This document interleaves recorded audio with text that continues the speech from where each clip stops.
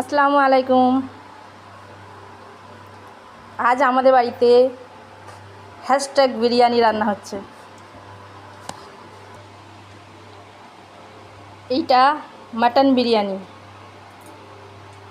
মাটনটাকে প্রথমে টক দই, আমাদের ঘরের হ্যাশট্যাগ গরম মশলা, একটু নুন,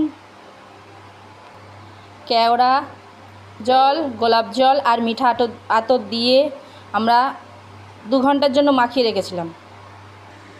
একটু 2 চামচ মতো গুঁড়ো লঙ্কাও দিয়ে মাখিয়ে রেখেছি। আর একটা জায়গায় আলু সিদ্ধ করব। এটা জাফরান দিয়ে মাখিয়ে একটু আদা রসুন, একটু গরম মশলা গুঁড়ো আর আমাদের একটু গোলাপ জল আর একটু কেওড়া জল দিয়ে এটাকে আমরা আগে সিদ্ধ করে নেব, হাফ সিদ্ধ। প্রথমে আমরা পেঁয়াজটাকে লাল করে নিচ্ছি। বাদামি রঙের লাল হয়ে গেলে তারপরে এখানে চালটাকে ভিজিয়ে রেখেছি আধ ঘন্টার জন্য। এইবার মাংসটা প্রেসার কুকারে দিয়ে একটা সিটি মেরে খুলে দেব। একটা না, দুটো প্রেসার কুকারে সিটি মেরে খুলে নেব। দেখুন গাইজ, আমার আরেকটা হাঁড়িতে এলাচ, লং, একটু দারচিনি, একটা দারচিনি দিয়ে জলটাকে ভালো করে ফুটিয়ে নিয়ে চালটাকে দিয়ে দিয়েছি। ওতে একটু নুন আর একটু গোলাপ জল আর একটু কেওড়া জল দিয়ে দিয়েছি। চালটা দিয়ে দেওয়া হচ্ছে আমার।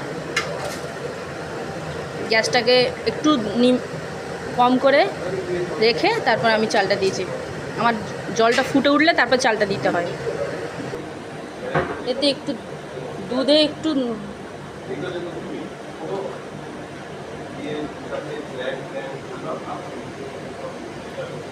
একটু জাফরান আর একটু দুধ দিয়ে একটু গুলে রাখলাম।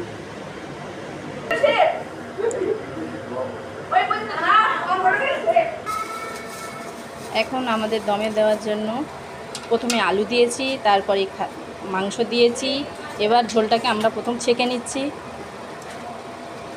এবার এর উপরে গার্নিশের জন্য দেব। এতে প্রথমে এবার একটু আলু বোখরা দেওয়া হচ্ছে, গরম মশলা গুঁড়ো দেওয়া হচ্ছে। এই সেন্টটাই পুরো নষ্ট করে দেয় সেন্টটা, একদম দিবি না। এটা আলু বোখরা দেওয়া হচ্ছে। এইটাই পুরো নষ্ট করে দিল গন্ধটা। কিন্তু আর দিস না। আমাদের হ্যাশট্যাগ গরম মশলা দেওয়া হলো, এবার আলু বোখরা দেওয়া হলো আর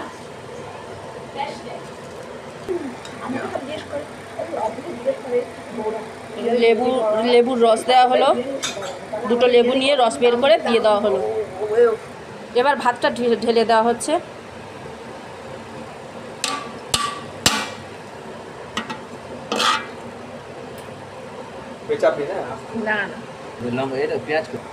উপর থেকে একটু খোয়া ক্ষীর বা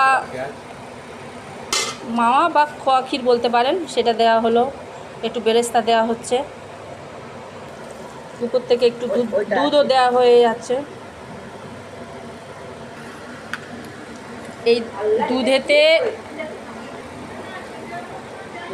5-6-7 চামচের মতো ঘি দেওয়া হচ্ছে।